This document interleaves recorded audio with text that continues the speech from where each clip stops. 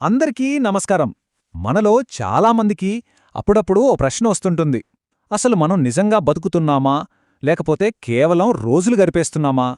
ఈరోజు ఈ విశ్లేషణలో జీవితమంటే ఏంటో కొన్ని చాలా సింపుల్ కానీ పవర్ఫుల్ మాటల్లో అర్థం చేసుకునే ప్రయత్నం చేద్దాం.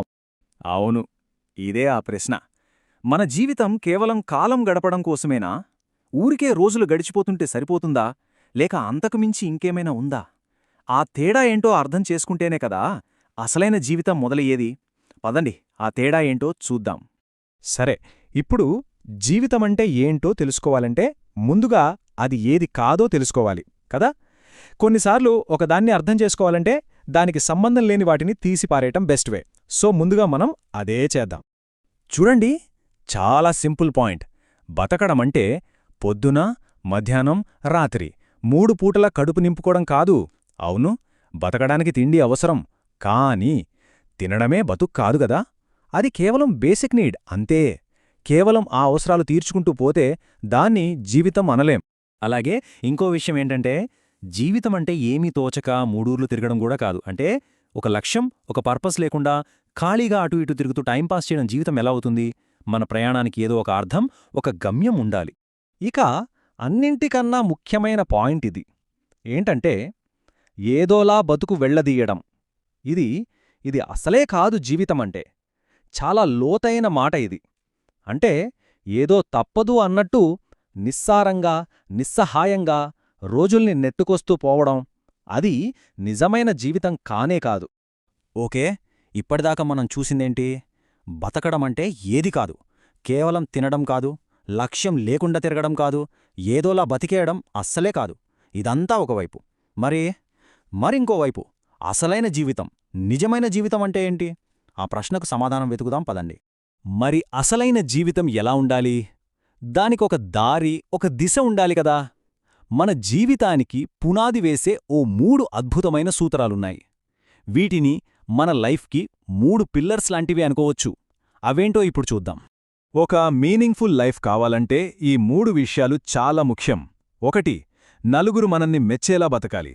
2, మనకోసం నలుగురు వచ్చేలా బతకాలి.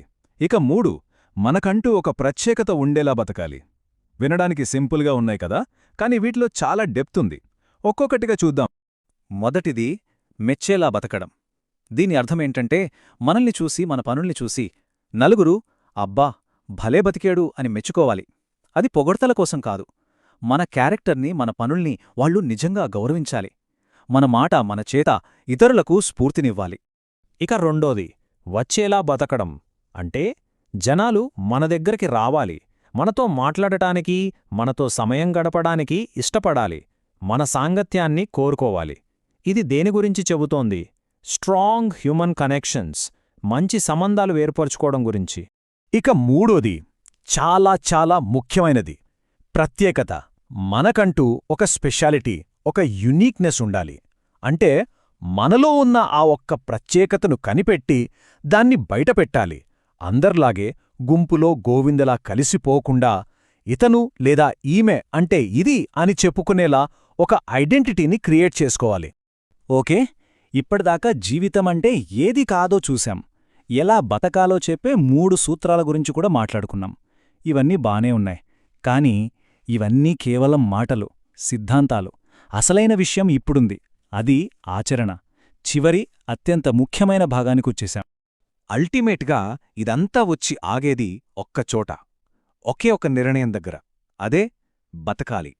ఇది జస్ట్ ఒక మాట కాదు, ఒక కాన్షియస్ డెసిషన్.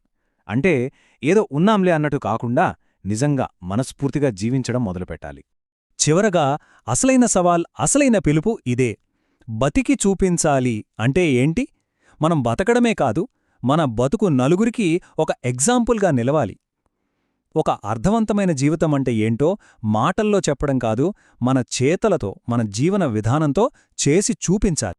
సరే, ఈ విశ్లేషణను ఈ ఒక్క ప్రశ్నతో ముగిద్దాం. ఒక్కసారి మనల్ని మనం ప్రశ్నించుకుందాం. మన జీవితం ఏ కథని చెబుతోంది? మనం బతుకుతున్న ఈ తీరు ఎలాంటి స్టోరీని రాస్తోంది? అది విన్నవాళ్లకి స్ఫూర్తినిస్తుందా, లేక ఇంకేదైనానా? ఒక్కసారి ఆలోచిద్దాం.